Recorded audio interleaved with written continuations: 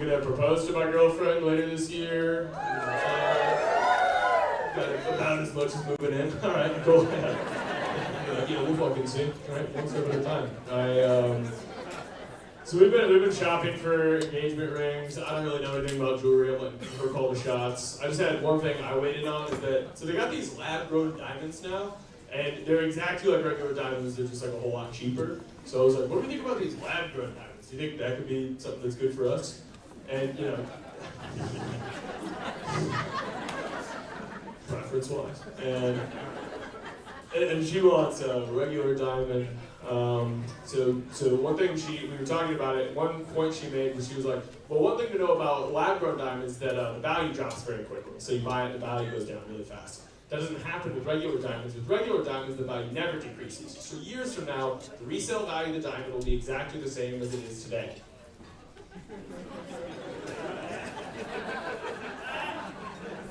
And I was just like, why do we have to worry about the resale value of the diamonds? Isn't it a little early to be thinking about what we're passing down to our granddaughter? But listen, folks, relationships are all about compromise. So we're going to get a regular diamond, and then we're going to have a lab-grown baby. It's going to be cool, honestly. And I'm glad you guys like that because my girlfriend hates that joke. And you laughed at that, which means she's right. I saw it. All right, cool. I'm kind of an impatient person. Anybody else? Guess not. Okay. You had your chance. I got bored. We're moving on. I got really impatient the other day because I was trying to drive out of San Francisco. There was a protest happening in the main streets of San Francisco, so traffic was really bad. And I think it's great that we protest. I think there's a lot of very good reasons to be protesting nowadays. But I also think that if you can prove that you're on the same side as the protesters, they should let you drive through. You know, like traffic in San Francisco during Pride is a nightmare. I would suck a dick to get through that. Come on. What are we doing? Let's go ahead and make some changes, right?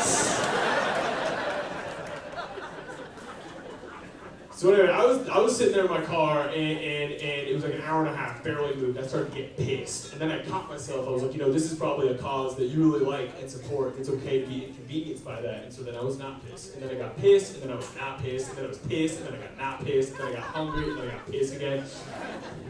And then we reached the point, I finally moved, and my car passed the protest, and I saw that it was the Walk for Life, which is the pro-life protest.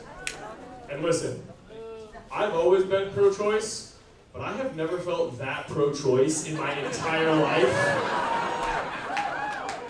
I switched over from pro-choice to anti-life.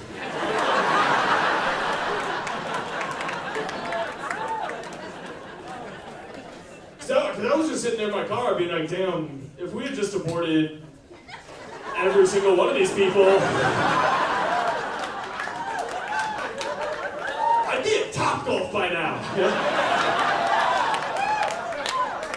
Like, yeah, I'm very pro-choice. Turns out I'm extremely anti-inconvenience, and that's what being a Democrat is all about. So, I do love living in San Francisco. I do get frustrated. I think the news loves to shit on San Francisco, be like, oh, there's so much crime and homelessness, and I don't know that that's happening because I don't watch the news because I'm under 50 years old. That seems like what they're doing.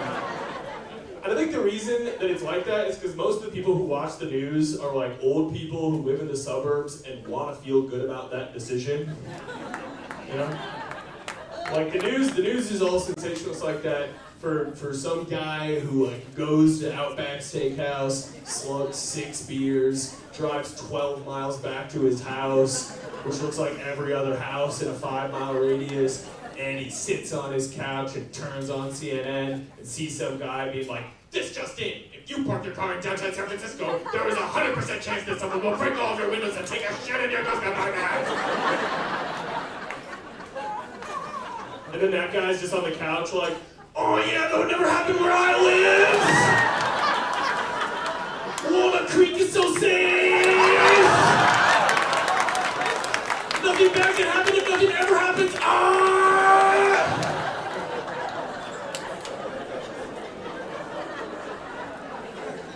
And then he watches HGTV. All right, folks, that's going to do it for me. You guys ready for a great show?